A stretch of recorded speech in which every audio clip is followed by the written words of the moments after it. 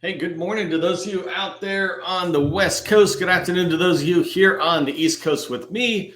It is October 24th, 2023, and I'm excited to get into today's training around RFIs. Let me get my screen shared. We're going to be talking about how RFIs can help you win contracts. And I really mean this, right? I believe that RFIs are one of the best tools you have in your toolbox as you proceed. And so in today's training, I want to teach you about how RFIs can help you win contracts in the federal agencies. RFIs, requests for information, also known as sources sought. They're two different things, and I'll talk about that in a minute. But that type of tool that's available to you, when you use it correctly, it will lead you to more wins. One of the things I think all of us know is that we need to meet the buyer in order to be able to sell, right? People buy from those they know, like, and trust. And so you need to meet with them so they can first get to know you and then trust you and then like you. And the challenge is, though, it's hard for a lot of us to get in, especially with program office buyers, federal buyers. How do we find their names, their numbers, and their emails to even contact them? And then how do we convince them to have a meeting with us, et cetera? There's some ways that we try that are kind of a big splash, if you will, like events, going to a conference. But those don't really work.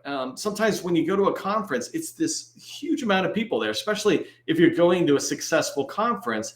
There might be a lot of people there, and you can come up and maybe talk to a potential program office buyer, even a contracting or acquisition shop person or representative of an agency in there.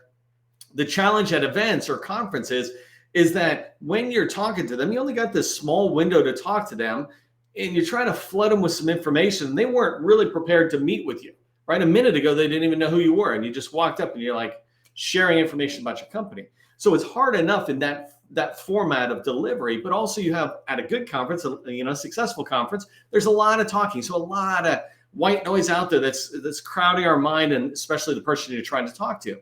And then a bigger issue that I think with events is that the person you're trying to talk to and you're trying to make an impact with, they might have 100 people, 200, 300 people come up to them in the course of a day or a 3-day event.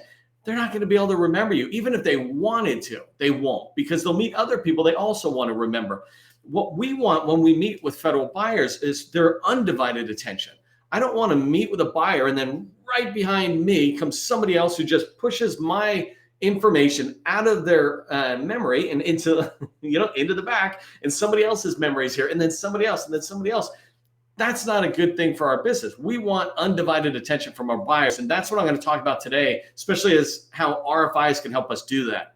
So in today's training, I want to cover down on a couple of things. First thing, I want to make sure that you understand the way I describe RFIs as sources sought and their purpose. So let me just give you a quick introduction, make sure we're all level set there. And then I want to talk to you about why it is so important to write RFI responses, sources sought responses, for the win.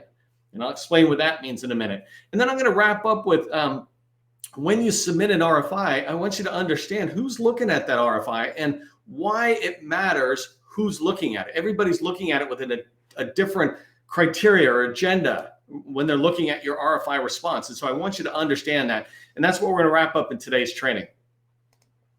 If you don't know who I am, my name is Neil McDonald. I'm the president of the GovCon Chamber of Commerce, and I want to welcome you to my federal sales training, where I provide tips for success in the federal market. I spent 20 years as a small business owner in the federal market, and since 2018, I've been teaching people like you that government contracting is not a secret, it's just a process. When we follow a process A to Z, we're going to have repeatable, predictable results. It's similar to what I should have been doing last night when I was putting my kids to bed, following the process that we have so they go to sleep. That's predictable, right? But instead, I wrestled with them and I got smacked in the head. It's a fun night, but makes for a fun day today. Hey, I want you to keep in mind that GovCon Chamber is not, we are self-funded, right? No way are we government affiliated. We do this on our own because we want to reach industry. You can look at our history and see since 2018, we've been doing this and really having good impact. But I want to thank the sustaining members who also join us and try to help us bring this kind of training to you every day. So today I'm highlighting Russ Cini, who, by the way, when I say good morning to those of you from the West Coast and way out in the Pacific on Hawaii, that's where Russ comes in, 6 a.m. live almost every single day for training. He's just got us on his calendar. He gets a cup of coffee. And he's like, okay, what am I learning today and how can I implement it in the day? So Russ, we appreciate you being a sustaining member. For everybody else, I really want you to make sure that you're helping buyers remember who you are. Buyers, large firms, small firms, they all come into our training at different points. And so put your company name and your core competency into the chat. Use 2 or 3 words to make it easy for us to remember who you are, right? I keep remembering this person who put their information in. They said cybersecurity and finance. That sticks in my head, right? And I'm able to go back to them. I just made an introduction this morning between 2 different companies that are in our world. There's nothing in it for me. It's the fun, that I think is fun, and the pleasure and the privilege to be able to make introductions. Well, that's what I want you to be able to do among each other. And so engage in the chat, talk to each other, let each other know that you're open to connecting. If you don't already have a connection with me on LinkedIn, make sure you connect with me, and feel free to just send me a connection request. Say, hey, great training, let's connect, right? Something simple to just help me remember where you're coming from. And also subscribe to our GovCon Success newsletter. We've got almost 10,000 subscribers. And this, again, is a pure value for you trying to grow your business in the federal market. We've got 4 more trainings coming up this week. I wanted to start just letting you know and reminding you. So today, 3 more. So today we're talking about RFIs for the win. Later on in the week, we're going to be talking about what to do after you submit an RFI. So how do you pursue it and try to drive it where you want to go? But before that, tomorrow, we're going to cover down on why federal buyers don't take your calls and what you can do about that. And then I want to wrap up the week with 6 phrases that successful contractors say all the time, and the suggestions or the tips that come with those tips. So hopefully you can join me. Make sure you go click on attend and let us know that you're coming. Okay, so let's get started with, actually, before we get too far, let me know in the chat, how many RFIs have you responded to in October, right? 0, 1, 2. How many RFIs have you responded to in the last basically 30 days? But let's just say in October. I'd be really curious about that number. I want to start with just an overview of how I see RFIs and sources sought.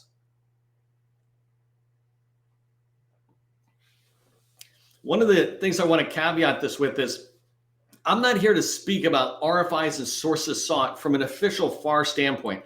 I don't actually care about the FAR at that level. Right? I always tell people, you don't need to learn the FAR until you're making money. Why would you waste your time learning how to, all the detailed rules? There's basic guidance, but as long as you're professional and ethical, you'll be covering down on most of the FAR stuff. But when I talk about what an RFI is and a source is sought, I'm talking about it from a small business's sales perspective. I want you to be able to get contracts. This is one part of the process to get to contracts.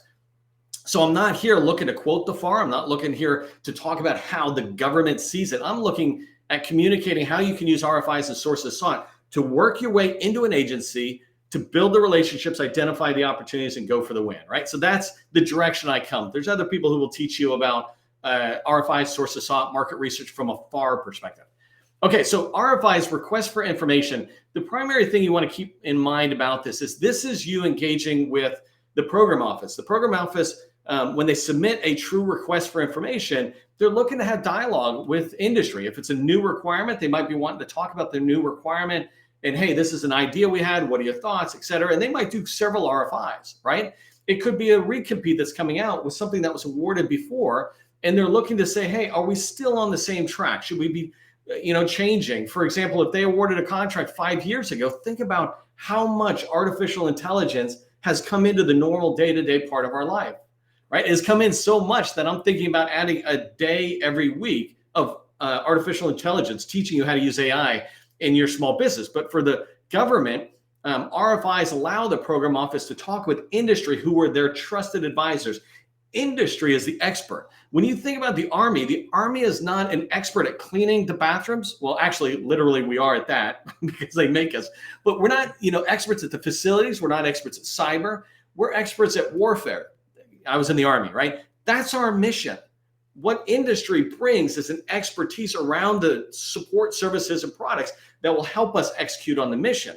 And so when the program office is looking to industry, it's not some generic thing they're looking for. They're saying, hey, industry, what are you doing at other agencies? What are you doing for commercial customers or state and local and nonprofit? What are you doing in other places that we should be paying attention to?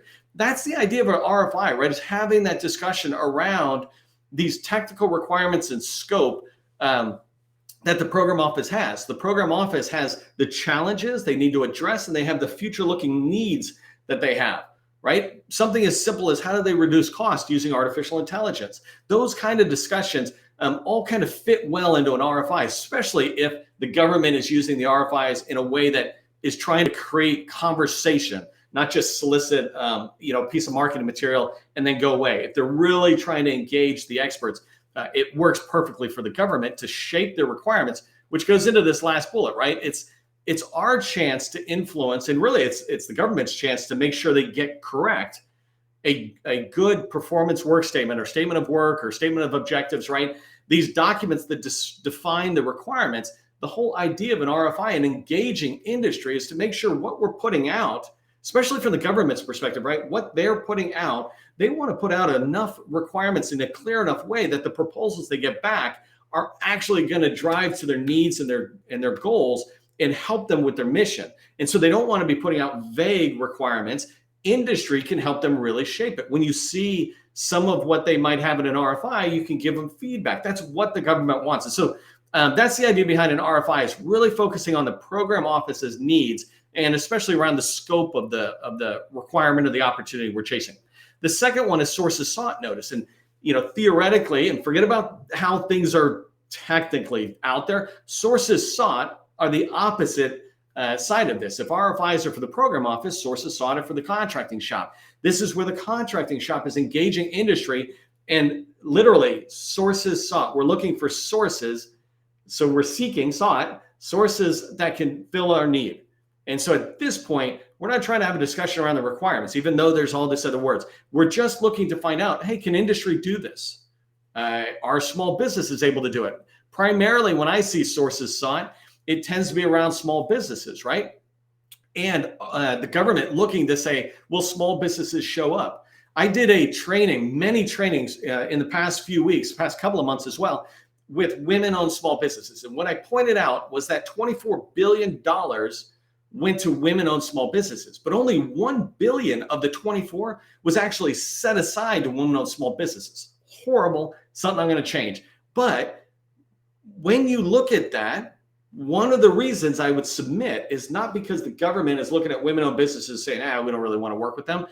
It's because maybe they don't have enough women-owned small businesses responding to the sources sought that gives them the confidence that enough women-owned small businesses will respond to the RFP when it drops, right? They need, if they don't get enough responses and they set aside a woman-owned small business and they don't get qualified proposals, they have to go back to the start.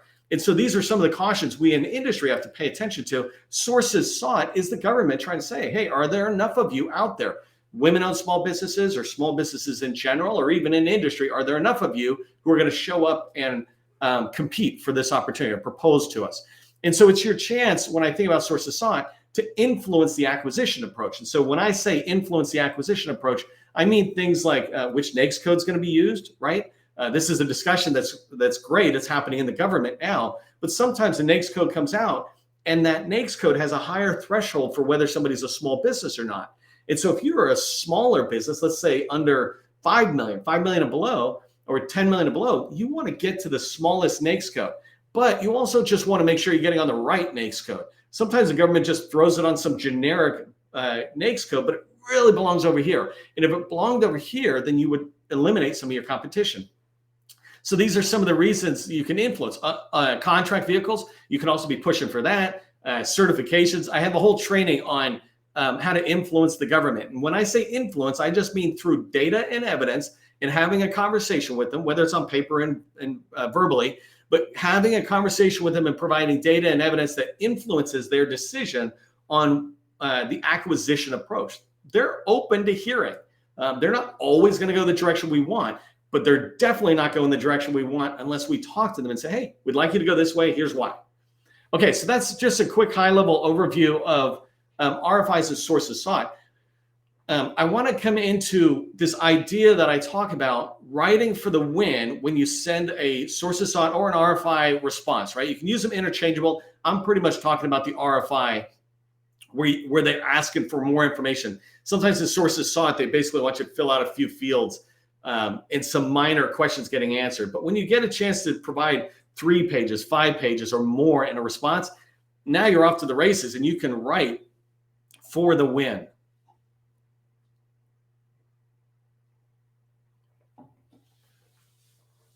By the way, just before we get too far, over in this red box on the right-hand side, I say, are RFIs unfair or are they a shot, right? And I don't want to throw away my shot. I'm not going to throw away my shot.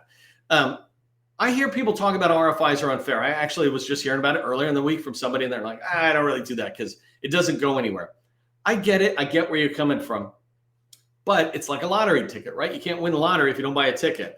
You can judge the lottery all day long, but guaranteed you're not going to win the lottery unless you buy a ticket. And RFIs, I look at it as a shot, right? Unlike the lottery, which is respectfully throwing away your money, responding to an RFI is never throwing away your money, because think about what else you would be doing with the time it takes to write an RFI response. What would you do? Would you go to an event that costs $500 or $1,000 or a couple $1,000s, right? Would you be, attending, trying to call a bunch of people and never getting anywhere? What would you be doing if you weren't responding to an RFI? So I want you to really think about RFIs and sources sought. They're your shot. And I'm going to talk more about this in a second. They're not unfair, right? There's a level of aspect of them being unfair, but who cares, because we can't change it. Whenever I can't change anything, I quickly turn it into let's move on, right?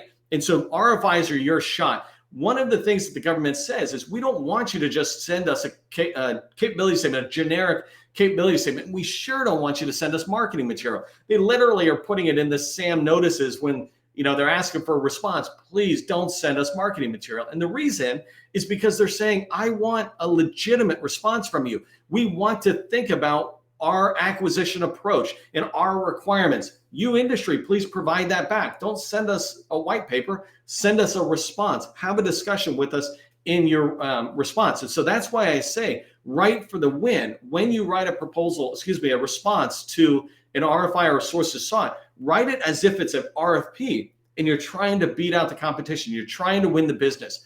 One of the reasons that it's so great to respond to RFIs is because not many people do. Many people think it's unfair. It's a waste of time. They don't see it. Whatever the reason, many companies don't respond.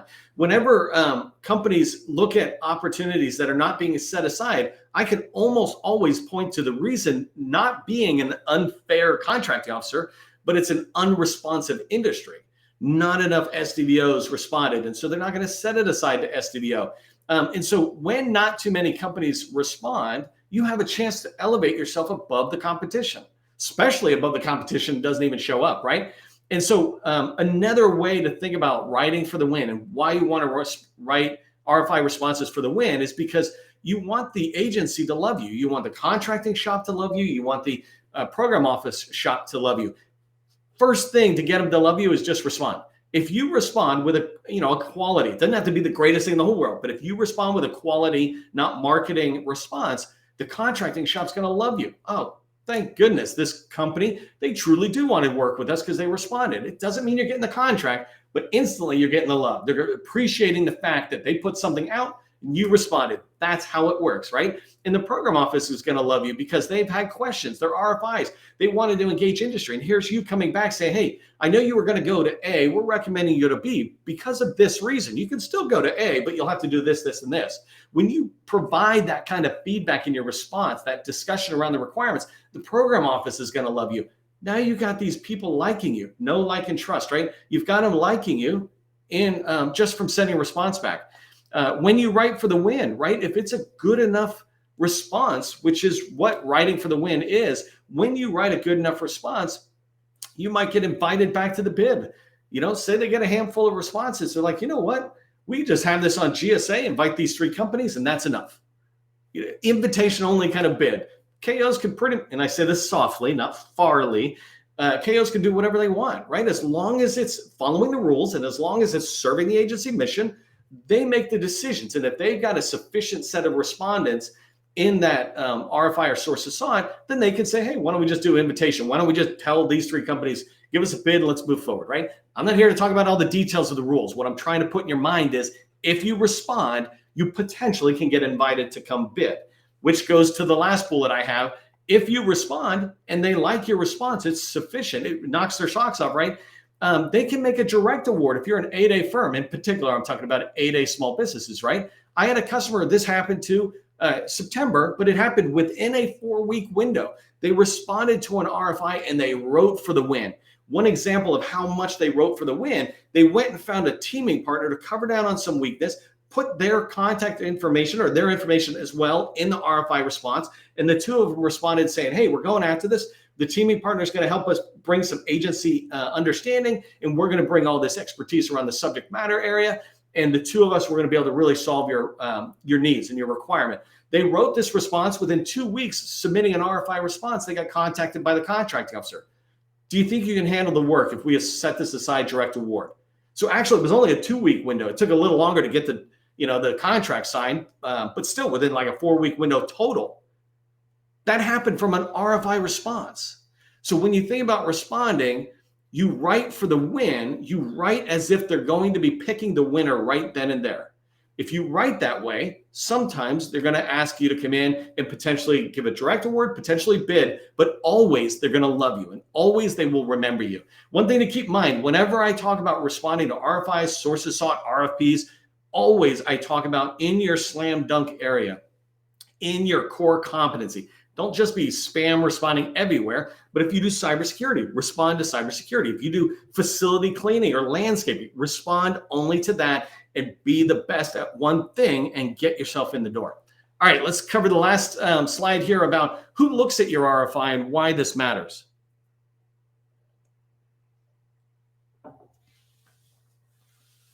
So I describe people from a sales perspective according to Neil Rackman. He put out this book, Major Account Sales, I think it's called. Yeah, you got it right there. Major Account Sales Strategy. And he describes 3 different groups of people. Focuses of power, these are the money people. Focuses of dissatisfaction, think about the program office, right?